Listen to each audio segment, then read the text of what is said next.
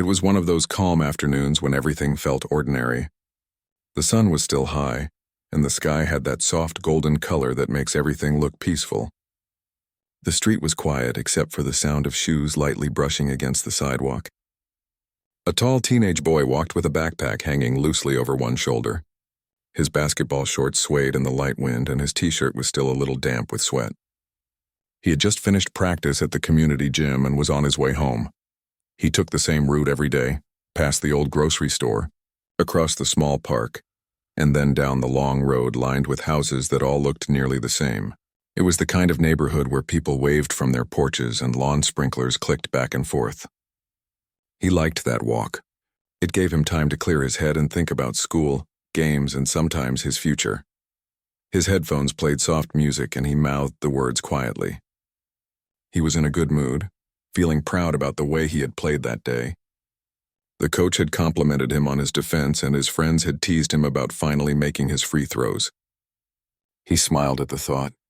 Everything felt normal, until the faint sound of tires rolling slowly behind him made him look up. A police car had turned onto the same street. He didn't think much of it at first. Cops drove by often, but something about how the car slowed down made him uneasy. He tried to ignore it, looking straight ahead. The car didn't pass him. It stayed behind, creeping along as if watching him. He pulled out one of his earbuds. The car's engine was low, but he could hear the sound of the window rolling down. A voice called out sharply, "Hey, you there, stop for a second." He froze for a moment, unsure if the officer meant him. The street was empty except for the car and him. He turned slightly and saw two officers inside. They waved him over. His heart skipped a beat. He had never been in trouble before, and he couldn't think of anything he had done wrong. He tried to stay calm and walked closer. "Yes, sir?" he said, keeping his voice polite. "Where are you headed?" one of them asked, leaning his elbow out the window. "Home, sir. I just finished basketball practice," he answered. The second officer got out of the car. His hand rested near his belt as he looked at the boy's backpack. "Mind telling us what's in the bag?" he said. The boy blinked, confused. "Just my shoes and water bottle." The officer gave a small nod but didn't look convinced. "We got reports about someone breaking into cars around here." "You match the description." His stomach tightened. I didn't do anything," he said quickly. "I live over on Pine Street." The first officer stepped out too. The air changed. It was no longer casual. The boy could feel his pulse racing. He looked around the empty street wishing someone else was there. He thought about calling his mom, but he didn't want to seem rude or defensive. "Hands where I can see them," the second officer said. The words hit him hard. His hands went up slowly, his backpack sliding down to the ground. His throat felt dry. He wanted to explain again, but the lump in his chest made it hard to speak. "Empty your pockets," the first officer said. He obeyed, pulling out his phone, keys, and a crumpled bus card. The items clattered softly against the hood of the police car when the officer told him to set them down. He could feel eyes on him from the houses. Curtains shifted and someone peeked through a window. He wanted to disappear. He wanted to explain that this was just a mistake. "I'm not who you're looking for," he said quietly, trying not to sound scared. "Just answering questions," one of them said, though his tone was firm. They asked where he went to school, what time practice ended, and why he didn't drive. The questions felt endless. He kept glancing down the street, hoping to see someone he knew, a neighbor, a friend, anyone. But the street stayed still. As the officers spoke to each other, their words were low, but he caught bits and pieces. "Matches the shirt color," one said. "Could be him." He shook his head, heart pounding faster now. "Please," he said softly. "I promise I didn't do anything. You can call my mom if you want." "She'll tell you." The officers exchanged a look. One of them sighed and said, "Fine, what's her number?" He pulled his phone toward him slowly and unlocked it.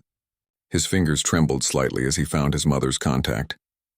He hesitated before pressing call. When she answered, her voice was calm and warm, the way it always was. "Hey, honey, you on your way home?" He took a shaky breath. "Yeah, but Mom, the police stopped me.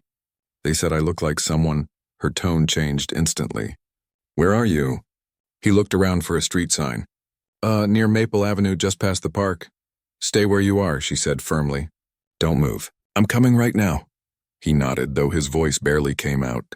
"Okay." He put the phone down, feeling a strange mix of relief and fear. The officers were still standing close, watching him carefully. Who'd you call? One of them asked. My mom, he said. She's on her way. Good, the officer replied, though he didn't sound sure. We'll sort this out when she gets here. Minutes passed slowly. The silence felt heavy. The boy's hands were still slightly raised, unsure if he could put them down. His backpack lay on the ground beside him. The music in his other earbud had stopped long ago, but the echo of the rhythm still played in his head like a nervous hum. Finally, the low sound of an engine grew louder down the street. A dark SUV turned the corner and came to a sudden stop. The door opened quickly and a woman stepped out with calm, steady steps. He felt a rush of relief wash over him. The two officers glanced at each other, then back at the woman approaching. She wasn't shouting, but there was something in her walk that made them straighten immediately. Her voice was clear and strong as she said, "That's my son." The officers froze.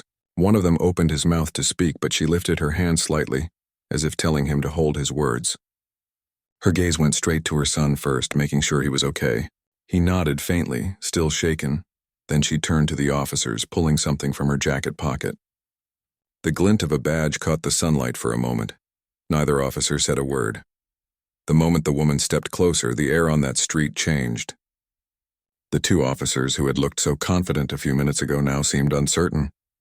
The young boy could feel it too, the way everything went suddenly quiet, the kind of silence that carries both relief and tension. His mother's calm voice broke through. "Is there a problem here?" she asked, her tone even but firm. Her eyes didn't leave the officers. She stood tall with the badge in her hand, not flaunting it but holding it just enough for them to see. The first officer swallowed hard. "Ma'am, we were just checking. This young man here matched a description we were given about a suspect in the area." Her expression didn't change. "A suspect?" She repeated, her words sharp but steady. "And what description would that be?" The officer hesitated. "A tall male wearing athletic clothes, carrying a backpack," he said quickly. Her eyebrows lifted slightly. "So in this neighborhood, that's enough to stop and search a kid walking home from practice?" The officer didn't answer. His partner stepped forward, trying to sound confident. "Ma'am, we were only doing our job. There's been a few break-ins nearby, and we wanted to make sure." She cut him off gently but firmly. "You wanted to make sure by pointing fingers at a teenager walking home? Did you even ask for ID before you started treating him like a criminal?" The boy stood quietly behind her, watching everything. He had never seen his mother like this. At home, she was warm and easygoing, always patient with him. But here she looked like someone else, calm but powerful, every word measured and controlled. The second officer opened his mouth, then closed it again. He didn't know what to say. The woman didn't raise her voice, but her authority filled the space around them. "I'm Special Agent with the FBI," she said finally, her tone level. "And that's my son you stopped on his way home. I think you both need to explain yourselves clearly." The color drained from the younger officer's face. He took a small step back, glancing nervously at his partner. The older one spoke up, stumbling a little. We didn't know, ma'am. We just got a report. It wasn't personal." "Everything is personal when it's done without thought," she replied softly. Her words hung in the air like weight. She turned to her son and touched his shoulder lightly. "Are you okay?" He nodded, still a little shaken but comforted by her presence. He had never been so relieved to see her car pull up. For a moment he thought he might actually cry, but he took a deep breath and steadied himself. The mother turned back to the officers. "You see him standing here shaking? You think that's nothing? You think this doesn't stay with him?" They didn't answer. "Next time," she continued, "before you assume guilt, try remembering that every kid deserves the same respect you'd give your own child. You didn't even ask questions first, you just decided he matched a description. That's not police work. That's poor judgment." Her voice wasn't angry, it was calm, almost too calm, and that made it even more powerful. The two officers nodded slightly, not sure what else to do. "I want your badge numbers," she said quietly. They hesitated, then took small notebooks from their pockets and handed over their information. She wrote it down carefully on a small notepad she carried. Then she slipped both the notepad and her badge back into her jacket. After a pause, she looked at her son again. "We're going home." The boy bent down to pick up his backpack. His hands were still a little unsteady, and his mother noticed. She placed a hand on his back just for a moment, a small gesture, but one filled with comfort. As they turned to leave, One of the officers called out, "Ma'am, again, we're sorry. It won't happen again." She looked over her shoulder, her eyes calm but serious. "Make sure it doesn't. Because not every kid has a parent who can show up with a badge." The officers didn't reply. They stood there quietly as she guided her son toward the SUV. Once they were inside, she took a deep breath and looked at him. "You sure you're all right?" He nodded again but didn't speak. His throat felt tight. The car was filled with quiet for a long moment. Finally, he said softly, "I didn't do anything, Mom. I was just walking home." "I know," she said. "You don't have to explain anything to me." He looked out the window as they drove. The same houses passed by. The same street he had walked 100 times before, but now it felt different.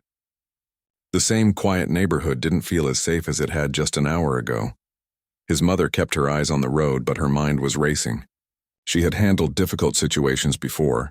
Interviews, investigations, moments where calm under pressure mattered most. But this one cut deeper than any of those. Seeing her own son treated like a suspect simply because he matched a description made something in her chest tighten. When they reached home, the boy went straight to his room. He didn't say much, just dropped his bag and sat on the edge of his bed. The sound of the car engine stopping outside still echoed faintly in his ears. He ran his fingers through his hair, trying to shake off the image of flashing lights and firm voices. His mother walked in a few minutes later and sat down beside him. She didn't say anything at first. Sometimes silence spoke louder than words. Finally, she said quietly, "You did the right thing. You stayed calm." "That's not easy," he shrugged slightly. "I was scared," she nodded slowly. "That's normal.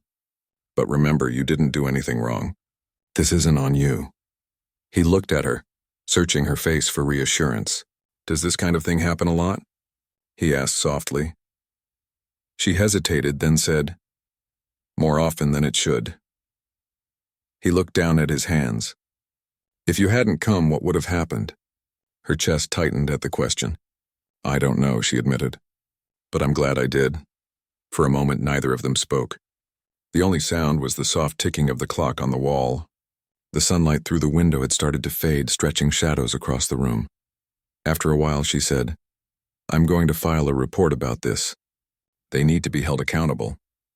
But more importantly, I want you to understand something.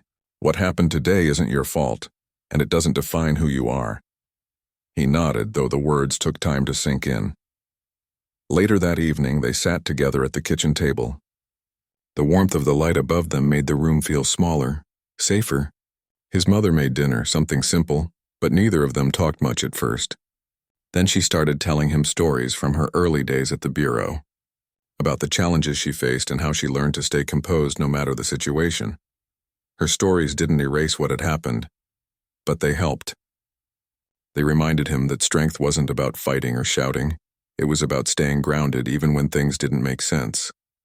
By the time he went to bed, he felt a little lighter. He still replayed the scene in his head, the flashing lights, the sharp voices. But now he also remembered how quickly things changed when his mother arrived. The officers' tone, their faces, the way they froze. It was something he would never forget. Before turning off the light, he looked out the window. The same quiet street stretched out under the soft glow of the street lamps. For the first time, it looked different. Not because the street had changed, but because he had. He realized how quickly a peaceful day could turn into something else entirely. In the next room, his mother sat with her laptop open, typing out a formal report. Her fingers moved quickly over the keys, every word written with a mix of professionalism and quiet anger. She knew she had to keep her tone factual, but her heart ached. No mother should ever have to see her child in that position. When she finished, she closed the laptop and rubbed her temples.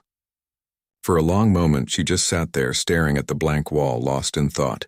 She knew this wasn't over. The officers would be questioned, and maybe there would be some changes. But the bigger problem went beyond just two men on a quiet street. She sighed softly and looked down the hallway toward her son's room. The light was off. She smiled faintly, knowing he was finally resting. Then she whispered to herself, "Next time he won't walk alone." Outside, the night was still and calm again. The same stars that had watched everything unfold earlier now shimmered quietly above as if nothing had happened. But inside that small house, everything had changed. subtly, deeply, and permanently. The next morning the house was quiet.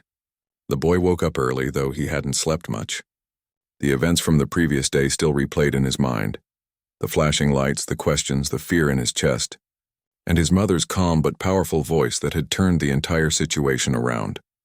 He sat up in bed, staring at the sunlight cutting through his curtains. Everything looked normal again, the same posters on the wall, the same basketball on the floor, but it didn't feel the same. Something inside him had changed, something small but heavy. When he came into the kitchen, his mother was already there, dressed neatly for work, sipping her coffee while reading something on her laptop. She looked up and smiled softly. "Morning," she said. He mumbled, "Morning," and sat down. There was a short silence before she spoke again. "I'm taking today off. I called the office this morning." He looked surprised.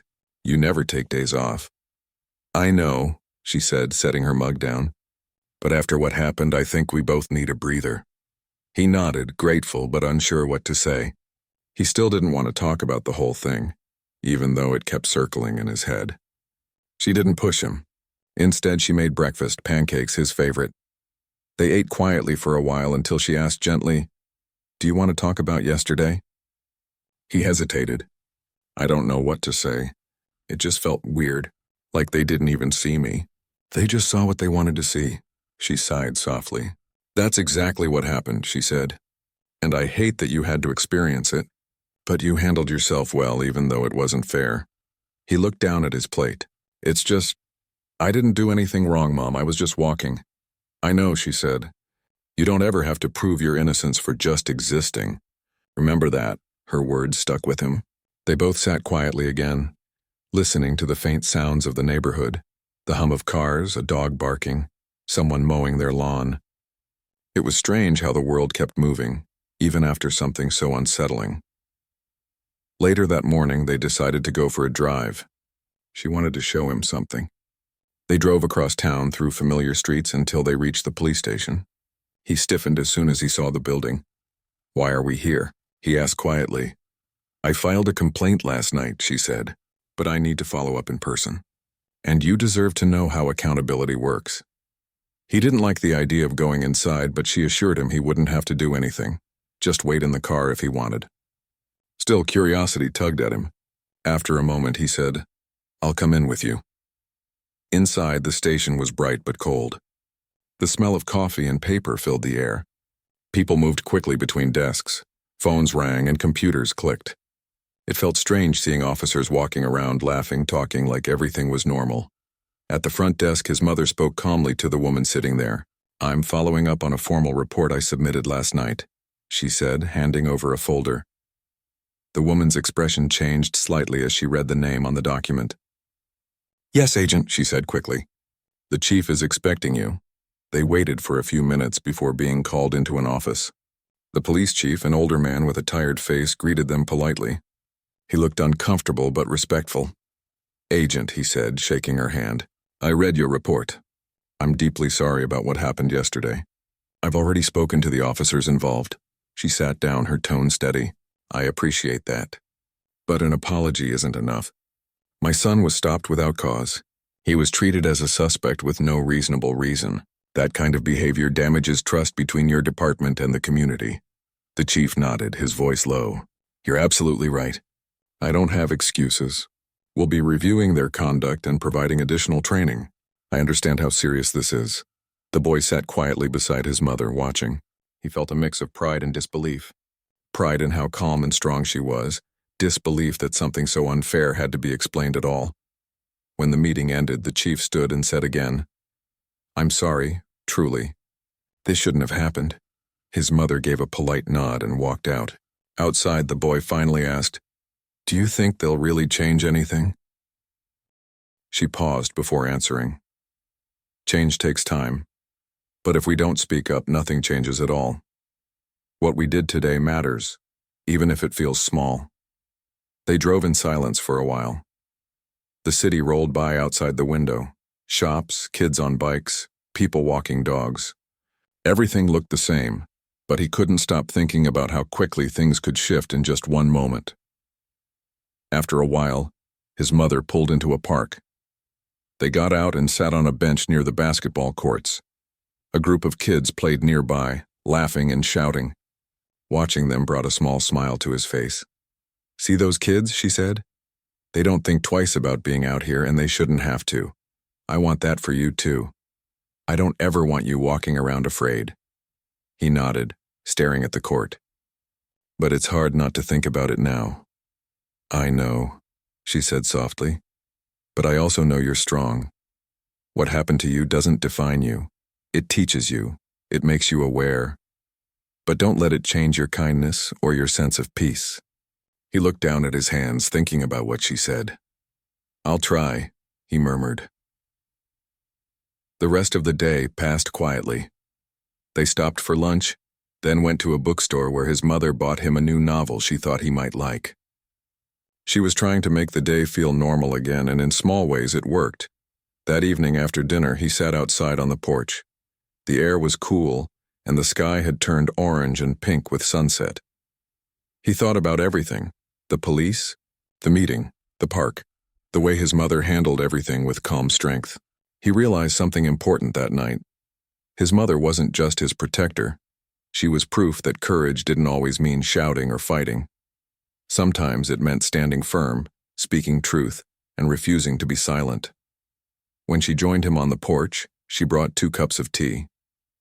They sat quietly, watching the light fade. She smiled at him. "You know, when you were little, you used to think the world was simple. You thought people were either good or bad. But life isn't that clean. People make mistakes, sometimes serious ones. The key is holding them accountable and still believing the world can be better." He nodded, letting the words sink in. "Do you really think it can get better?" She looked out at the darkening sky. "I believe it has to. Otherwise, what are we fighting for?" The next day, things felt a little lighter. He went back to school. A few of his friends noticed he was quieter than usual, but he didn't tell them everything. He just said he'd had a rough weekend, but inside he carried a new kind of awareness, a quiet strength, and a sense of responsibility to stay alert, to stay kind, and to never lose hope. At home, his mother returned to work, but she checked on him more often than usual. Sometimes she'd text him during the day just to say, "How's it going?" or "Proud of you."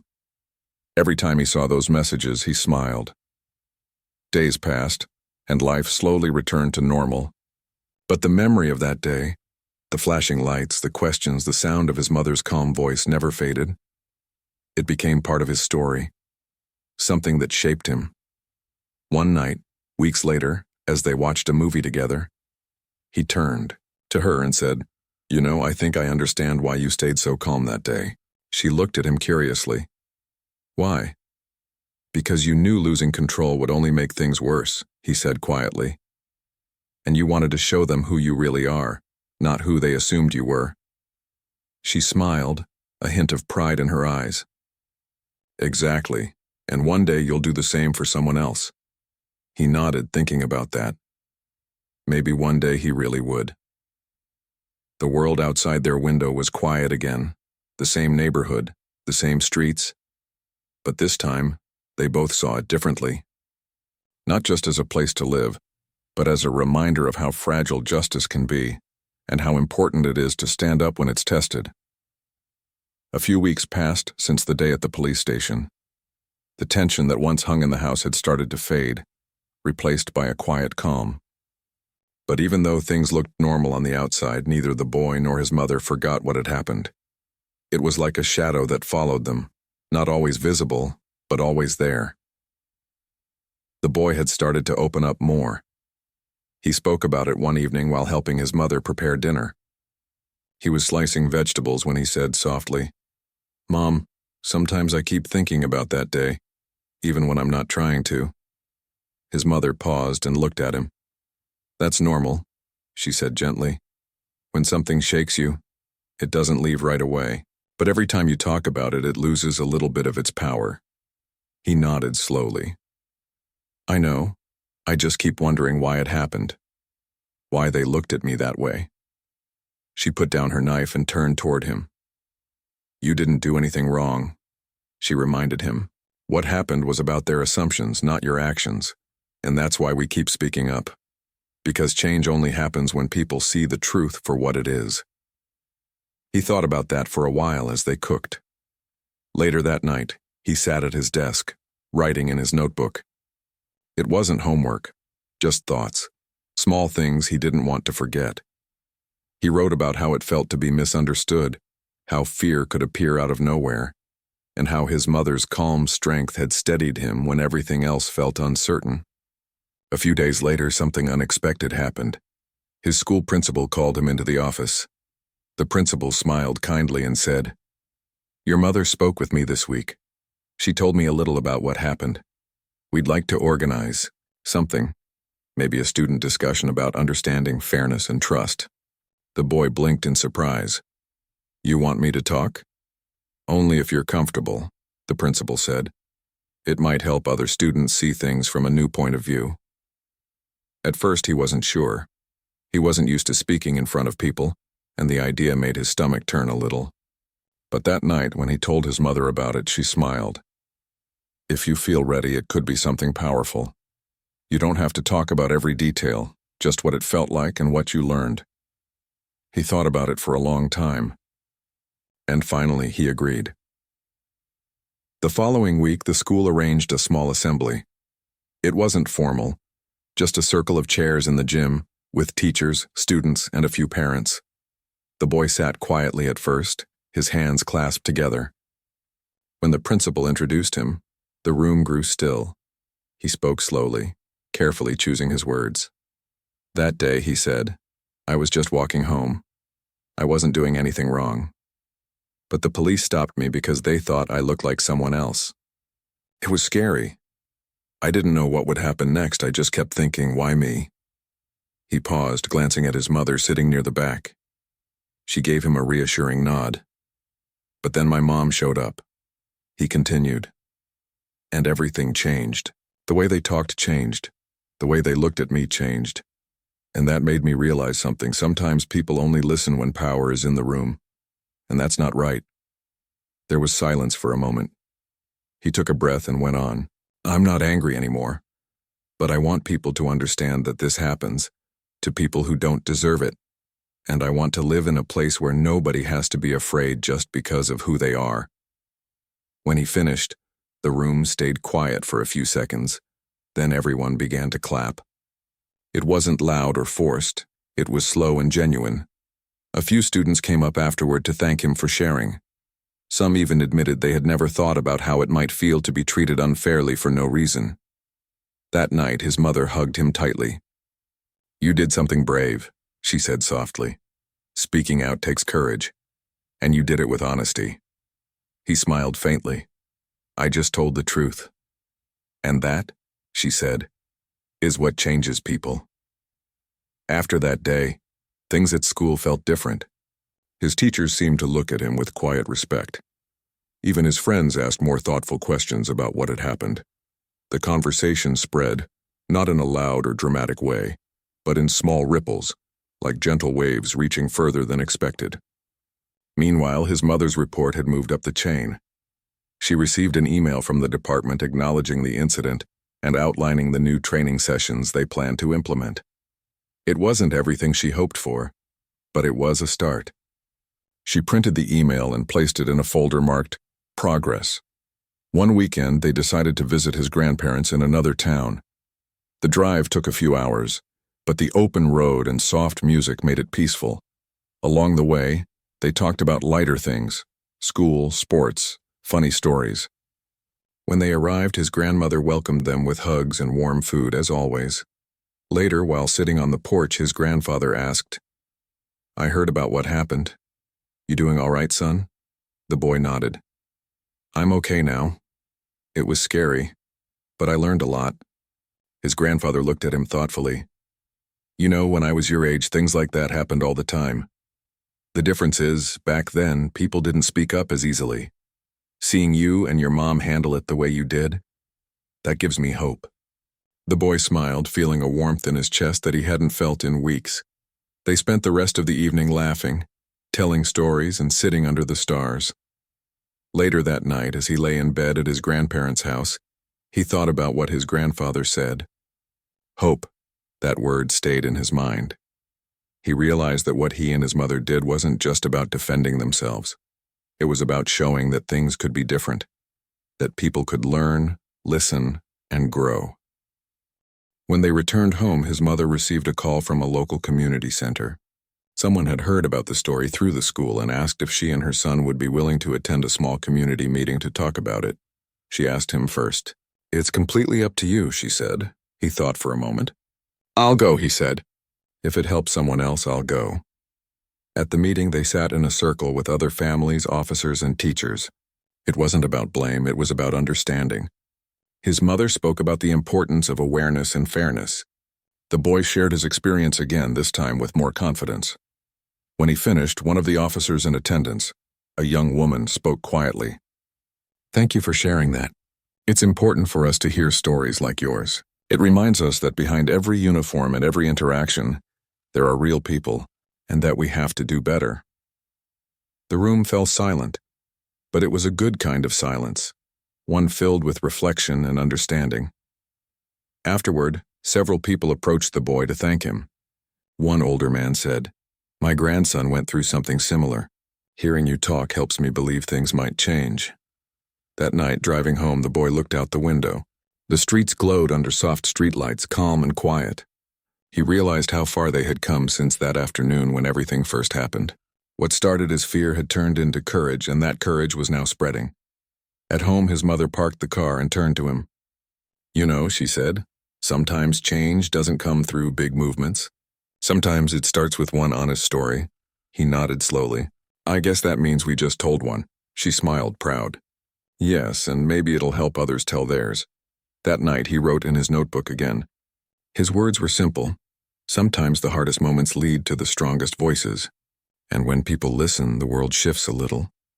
He closed the notebook, turned off his lamp, and lay back with a calm heart. For the first time since that day, he felt peace, not because everything was perfect, but because he knew that what they had gone through meant something. It wasn't just a painful memory anymore. It had become a reason for change. Outside, the night was quiet again. The same stars that had once watched a tense scene on a lonely street now shone gently over a home, filled with calm and quiet hope. Months passed, and the rhythm of everyday life returned. The boy was back to his usual routine: school, basketball practice, evenings spent at the kitchen table doing homework. But something inside him had changed. He was no longer just another student blending quietly into the crowd. He had found his voice, and with it, a quiet sense of purpose. One afternoon, as he sat in class, his teacher announced a new project. Each student was asked to write about an event that had changed their view of the world. A few groans filled the room, but the boy just sat there thinking. He didn't need to search for an idea. He already knew what he would write about. That night, he sat down at his desk with his notebook open. The room was quiet except for the sound of his pen on paper. He wrote about the afternoon when everything had changed. The flashing lights, the fear, the way time had seemed to slow down. But he didn't stop there. He wrote about what came after: his mother's calm strength, the people who listened, and the slow but real changes that began because of it. When he finished, he read it aloud softly. His mother, who had been sitting nearby reading, looked up. "That's powerful," she said gently. "You told it with heart," he smiled. "Do you think it's too much for school?" "No," she said. "It's honest. And honesty is never too much." A few days later, he turned in the essay. When his teacher read it, she called him after class. "You've written something special," she said, handing back the paper with quiet pride. "Would you be okay if I shared this with the school board? They're planning an event about youth leadership and courage." He hesitated at first, unsure how he felt about more people reading his story. But then he remembered what his mother always said: truth only makes a difference when it's heard. So he agreed. 2 weeks later, he and his mother attended the event. It was held in a modest hall filled with students, teachers, and community members. When his name was called, he walked to the front, clutching the folded pages in his hand. His heart beat fast, but when he began to read, the nerves faded. He spoke about fear and misunderstanding, about how a single moment could change everything, but he also spoke about forgiveness, about learning to trust again, and about how one person's calm could stop chaos from taking over. When he finished, the room was quiet, and then the applause began. It wasn't just polite clapping, it was genuine appreciation. Afterward, a few parents came up to him thanking him for his courage. One woman said, "I have a son your age. I hope he learns to stand as strong as you did." The boy smiled shyly and thanked her. His mother stood nearby, proud but silent, watching how people responded to her son not just as a child, but as someone making a difference. That night, on the drive home, the city lights blurred past the window.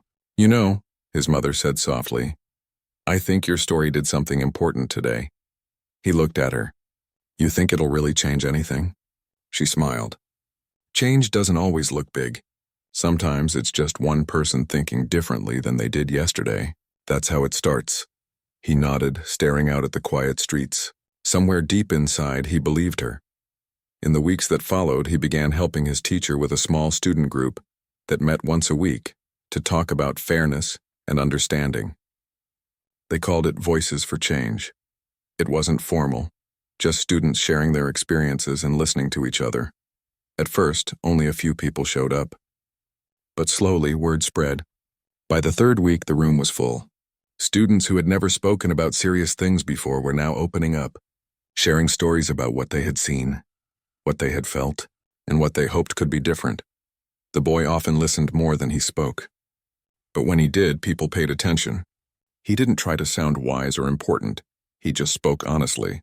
"Sometimes," he said once, "people don't realize how their small actions make someone else feel unsafe. The only way we fix that is by noticing and by caring." After each meeting, he walked home with a quiet satisfaction. It felt good to turn something painful into something meaningful. Meanwhile, his mother's work at the FBI had taken a new turn too. Her calm strength during that day had not gone unnoticed. She was invited to help lead a new program that focused on improving communication between law enforcement and local communities. It was challenging work, but she was ready. Every meeting, every workshop reminded her of that afternoon and how quickly things could go wrong when fear replaced understanding. She used that memory not as a burden but as motivation. One evening, after a long day, she sat down at the dining table where her son was doing homework. "You know," she said, "the department's starting new training sessions next month. They asked if I'd share what happened that day, as an example of what awareness really means." Her son looked up. "You're going to tell our story?" "Yes," she said with a small smile. "Our story," he nodded slowly. "That's good. I think people need to hear it." She reached across the table and squeezed his hand. "We've both learned something from it. And maybe that's how it was meant to be used." Life carried on. Seasons changed, and the memory of that day slowly turned from a wound into a lesson. The fear had faded, replaced by calm strength and quiet pride. One late afternoon, the boy and his mother were driving home when they passed the same street where everything had once unfolded. The traffic light turned red, and they stopped for a moment. He looked out the window and saw the same corner, the one that had felt so frightening before. But now it looked different. The air was calm, the sun warm. Kids were riding bikes nearby, laughing. For the first time, the memory didn't sting. It just sat there, like a chapter that had finally closed. He turned to his mother and said softly, "I think I'm okay now." She looked at him, a small smile in her eyes. "I think you always were. You just needed to see it." The light turned green and they drove on. Later that evening, while his mother finished some work at the kitchen table, the boy went outside. The sky was painted with the colors of sunset, orange melting into deep blue. He sat on the steps, breathing in the cool air. He thought about everything that had happened, the fear, the confusion, the talks, the change. And he realized something important. What had once been a moment of pain had become a lesson not just for him, but for everyone who had listened. He smiled to himself. The world wasn't perfect, but he believed it could get better. Not all at once, but little by little, with every honest story told and every lesson learned. Inside, his mother called out, "Dinner's ready." He stood up, glanced one last time at the fading sky, and walked back in. The smell of food filled the room, and the warmth of home wrapped around them both. They didn't talk about that day anymore. They didn't need to. It had already done what it was meant to do. Later that night, before sleeping, the boy opened his notebook again. He flipped through the pages filled with old thoughts and fresh ideas. At the very end, he wrote one more line. "Some moments break us for a reason to rebuild us into someone stronger."